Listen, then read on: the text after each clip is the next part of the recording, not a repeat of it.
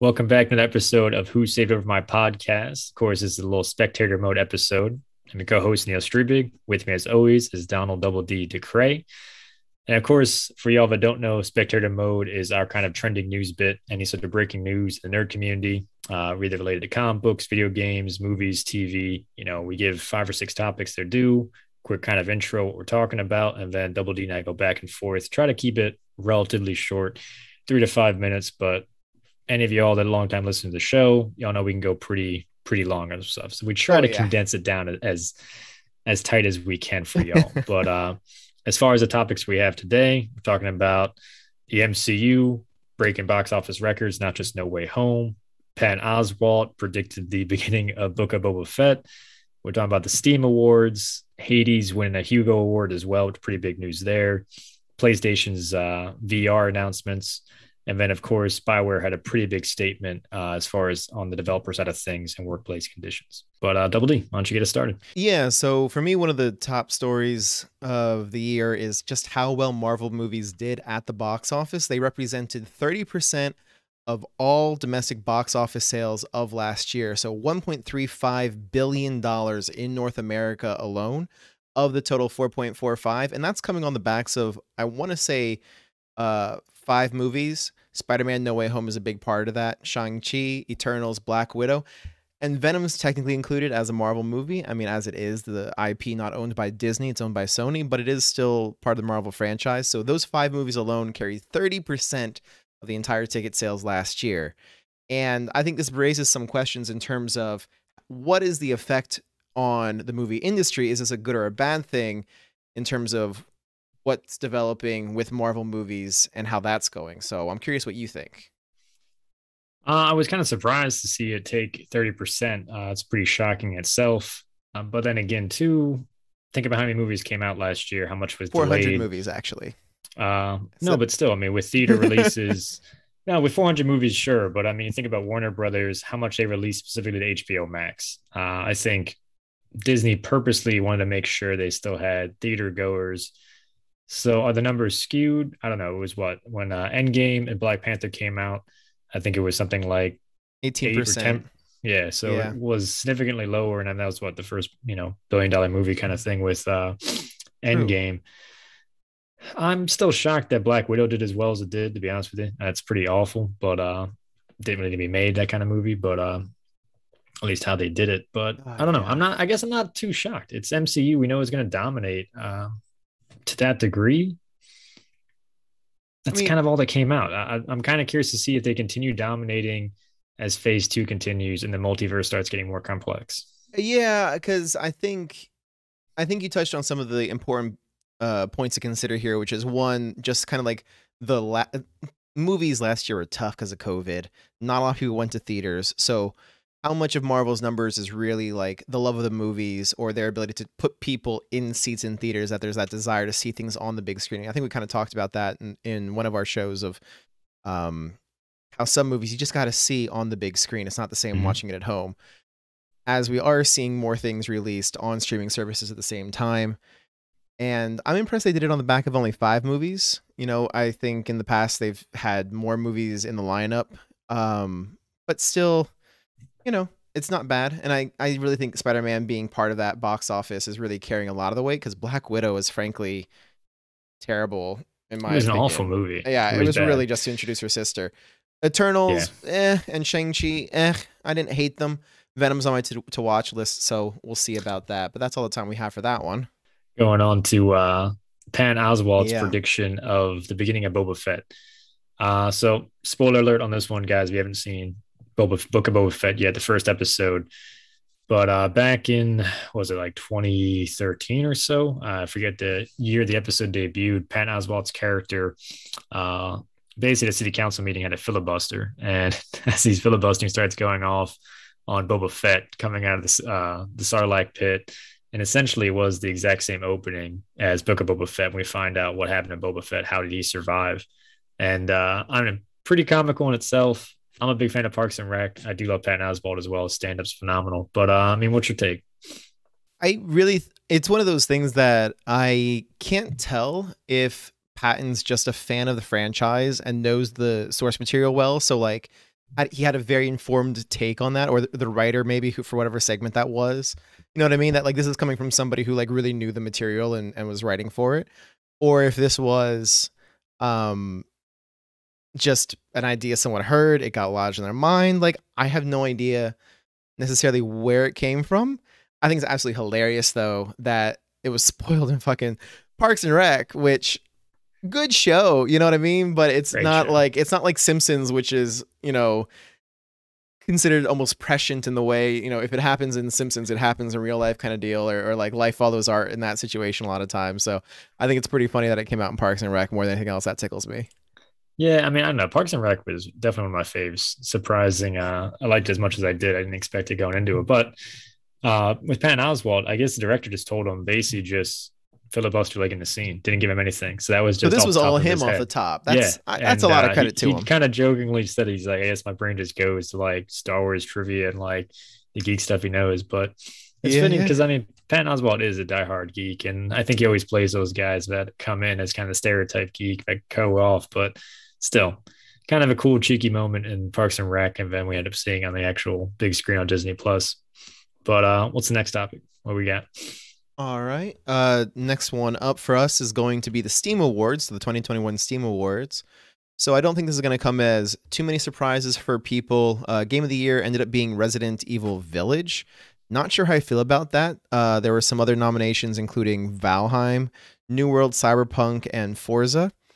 I didn't feel like those were the strongest ones personally, but maybe that's just my situation. Like Cyberpunk, especially, I felt like had its issues and was an ambassador for that. VR game, cooking simulator, I don't know. Labor of Love, Terraria, absolutely deserved it. Forza Horizon 5 won for outstanding visual style. Neo, am I saying it right? For the best game you suck at, Neo 2. And then Marvel snuck in here with the best soundtrack, and the best story, which game was Cyberpunk. And I think Cyberpunk deserves some kind of a nod. But I'm not sure I trust the Steam Awards, in part because of what we're going to get to in a second. Hades didn't win an award for their game when it came out. So I don't know. Do you think the Steam Awards are something that are actually like prestigious that we care about or not? I mean, I think it says a lot about the gaming community and consumer points of view. I mean, people going on Steam, you're downloading games, you're playing. I think it's a lot of the streaming community as well. I mean, I don't have a PC, so I'm not really getting anything from Steam. But what Oh, for surprised shame. me, I mean, Resident Evil Village, I guess I'm not too shocked at one game of the year because, again, it was a pretty big streaming thing. The big lady we talked about, what's her name? Lady Demisu, whatever. I'm going to mispronounce Yeah, it. I mean, everybody was pretty I'm not much gonna be able to simping say it for her. either. So I think that has something to do with it. Looking at the candidates for the VR thing, I'm glad that the cooking simulator won because I mean, if Really? Sniper Elite or Medal of Honor won, I'd be kind of like concerned. I don't know. It's there's just a lot of first person shooters for the VR, which made me kind of like just concerned in general. I was like, wow, so people just like horror and super violent games on the VR. That's glad Cooking Simulator at least is in there for just some calmingness in the virtual reality realm. Yeah, I get. But Well, and I wonder too, in terms of like how well are they able to emulate these different games, right? Like shooting games, I don't know if you get the same feedback. Where cooking game, chopping and stuff, I don't know. I feel like it's a good transfer to the medium, and I feel like we're gonna get back to this in a minute. But yeah, fucking not giving Hades its due. yeah, I mean, you're pretty big on that. I mean, Hades won the Hugo last year, which for any of y'all that don't know, the Hugo Awards, big science fiction awards, science fiction and fantasy. It dates back to what, mid early 20th century. Don't know the exact. 1953 was the first year that they did the Hugos. So there you go, right in the middle of the 20th century. Hmm. First time they had a video game category, and Hades ultimately won. I actually haven't played it. I don't know a single person though that has anything negative to say. It's probably one of the only games in recent memory, at least for me. I think that and maybe Last of Us that I haven't heard a single person that's played it have anything negative to say about it. Oh, dude, it's a phenomenal game, and like the Supergiant Games, the publisher of those, I'm pretty sure they did two other games that I also played. What were those games?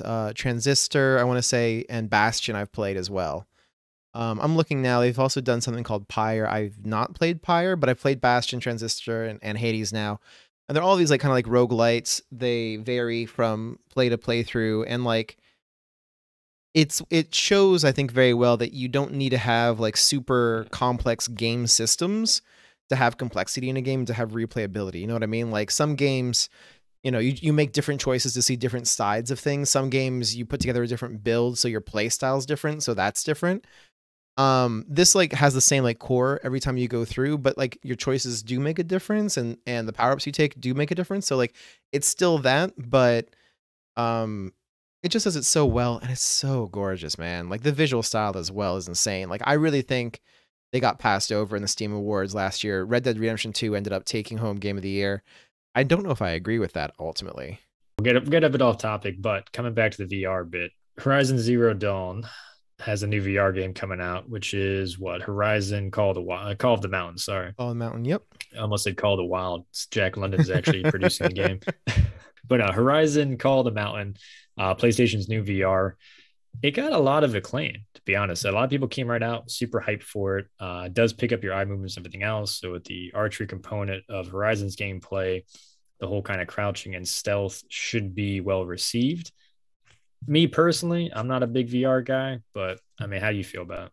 Oh, I mean, I'm looking forward to VR gaming in general. I just think the issue is making it an actual immersive experience. So like coming back to like what we talked about with the Steam Awards briefly, shooting guns in VR, like the guns don't have any recoil or kickback. You know what I mean? Like it hasn't gotten to the point where even Duck Hunter had some kind of like basic actual like gun mechanics that you could like shoot it and you know what I mean, pull a trigger or something in your hand. So like I felt like you were more immersed almost in Duck Hunter than like VR games these days.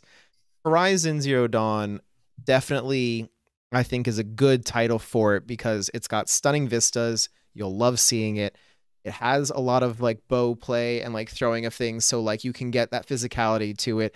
The sneaking around as you're going through the different avenues, like crouching down. So like, I think it has a lot of potential depending on how they develop it, to make it a very immersive play experience and show us the potential of what VR could be. No, I think you're right with the actual scenery and the landscapes. I actually didn't even think about that, to be honest with you, with Horizon. And that's what kept it made of me playing it. So I can only imagine them putting the goggles on and going in.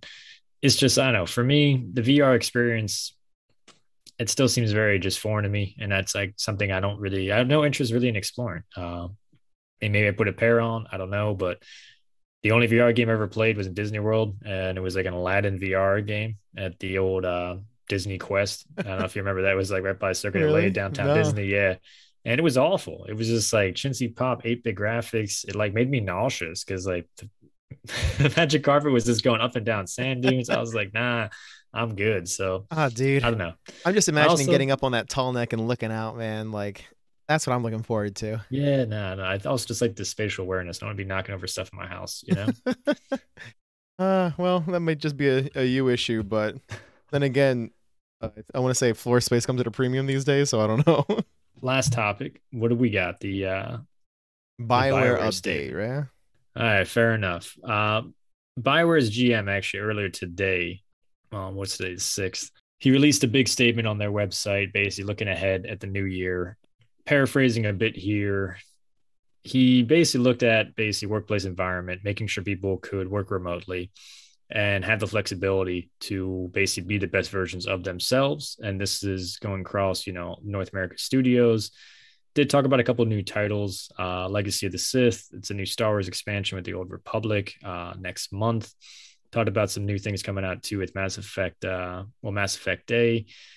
And also talked about the success of the Legendary Edition and, basically fans keeping that whole series alive and the resounding success it had too with fans coming back to the series, talking about sharing it.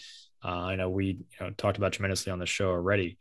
But I think the big part of this is how much heat studios have gotten, especially with Blizzard leading it. And BioWare got in trouble too for workplace conditions in 2019, which again, a lot of video game developers have kind of been in this kind of hot water between sexual harassment and essentially these unrealistic quotas and this high anxiety, high stressful environment too.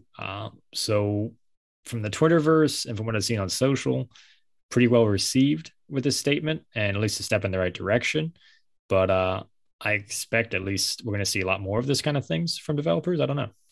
Well, I think it touches on two things. One is the issue of developers kind of being shitty to consumers and their fans, right? Like the kind of the blatant money grabbing, the release, the beta releasing of games and pre-sales and stuff of unfinished games. We'll fix it with patches and stuff like that. Features being pulled, they demo games at things and they pull it out. And so like this definitely is going along, I think, with the idea of like, hey, we're building transparency, we're building rapport, we want you to trust us. And along with the other issues you talked about of like video game developers have traditionally been very shitty to their employees. Both crunch time, hours, like working hours and stuff like that to get things done has been ridiculous. And treatment of female employees has been really bad in one of those topics that's come to light more recently. So it's a nice sentiment he's expressing all around. Glad to hear it. My curiosity is whether or not they'll live up to it. No, it's a good question to ask. I will say this. Do you feel BioWare does a better job than some other studios? Or at least the conversation with fans and that perception, which is, I think, at this stage, almost 90% of the battle. I mean, we can have a whole topic dedicated to that down the road, but the public perception is, I feel, more vital than anything else nowadays. And does BioWare do the best job with that? Well, and so, I really don't know, because like they, in some ways, I think, have hit their heyday, right? Like they got big on Baldur's Gate games. Obviously, they did Star Wars Knights of the Old Republic, which was very well received when that came out. Mass Effect, the franchise, was theirs. Dragon Age, they did a bunch of those games as well. All those were great. Then we get into some of like the Command and Conquer. I don't know if that was such a great game. That was 2013. Mass Effect Andromeda was not nearly so well received in 2017. Shadow Realms was just canceled. Anthem also just bombed on release. So like they had several eggs in the most recent years. They've dropped Legendary Edition, which is nice, but it's rehashing old work. They're doing another Dragon Age and a new Mass Effect. So they're going back to like tried and true hits, so to speak. But like, I don't know. It's tough for me because I can't tell if they've become comfortable in their success and by extension feel like they can get away with the shittiness and like the way they treat their employees and everything else, right? Because what you mentioned with Blizzard, essentially, people are just so stoked to work for Blizzard when the opportunity presents itself. They kind of stomach those crappy conditions. People are so stoked to work for Google or Apple. Like these tech companies are taking advantage of like the zeitgeist or the almost like cult-like fans that they have that just want to work for that company, that it almost becomes predatory in the way they take advantage of their employees. So I mean, you're going to give me PTSD with journalism here. So the way that goes, yeah. At least the tech guys and video game guys actually get paid. Well, I mean, we're definitely running long on this topic, so there's more to say here. But I mean, my closing thoughts on it would be, it's great that they have the awareness to identify these issues and to discuss them. I am very cautious in terms of whether that will translate to real change in the company and its culture, or if this is like a PR lip service thing that's not really going to change. So I guess I'm in a very much wait and see type position. That's fair. That's a fair take. I mean, that's all we got for today. As you guys know, Spectator Mode, basically doing a rundown of 5-6 topics, trending news topics each week. So hey, if you're subscribing to the page, you get an update each time it pops up on Spotify and our YouTube channels. But I mean, going forward with this, guys, feel free to give us some feedback in the comments what you guys like. If you like kind of the quick boom, boom, boom. With this too, we have the kind of the counter at the bottom there. We don't have any harsh kind of cutoffs, as you notice, as we kind of go through this. But I mean, let us know what you guys like, what's working for y'all. Yeah. And again, any topics y'all want to hear. Definitely. Always open to ideas. But no, you want to take us out, man? Take us out? Yeah, take us out, man. Oh no, I've never done this. Do you realize I've never done an intro or outro on my own? No. It's easy peasy, give the shameless, selfless shameless, selfless promotion there. Promotion. And what do I have to promote? Yeah, click like and subscribe, guys, and that's what you got to do, man. Is that what the world is these days? Yeah, it's all about that, man. I try not to spam you guys too much at the end of it. I try to just do subscribe if you haven't, and then one video Oh man. But I'm going to start just popping up a bunch of stuff all of a sudden out of nowhere. You know what I mean? Is that really how And this is gonna random go too. for you? Not even sponsors, just like random shit. You know what I mean? You're like, did you get the fried chicken today? Like, what does that even mean? This episode is sponsored by my lunch. Getting me through the day.